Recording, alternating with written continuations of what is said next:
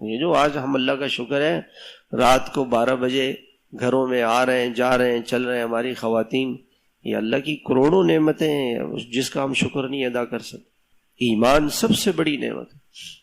دنیا کے چند دنوں کے، چند سانسوں کے مزوں کے لیے، چند سانسوں کے مزوں کے لیے اپنے اور اپنی نسل کے ایمان کا سودا کرنا، یہ بیوقوفی کی بات ہے، یہ نادانی کی بات ہے۔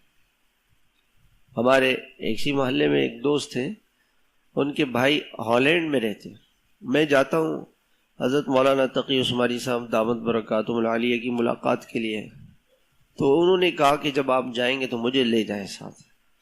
میں نے کہا ٹھیک ہے، میں لے گیا۔ انہوں نے حضرت سے کہا کہ حضرت میں 30-35 سال ہو گئے اور ہالینڈ کی نیشنلٹی ہے میرے پاس، پاسپورٹ ہے وہاں کا، اور میں وہاں رہتا ہوں، آپ کی کیا رائے ہے، میں وہاں رہوں یا نہیں؟ حضرت نے فرمایا، میں نے ان کانوں سے سنا، میں کسی مسلمان کو یہ مشورہ نہیں دیتا کہ وہ کسی غیر اسلامی ملک میں رہے، کسی کو نہیں دیتا۔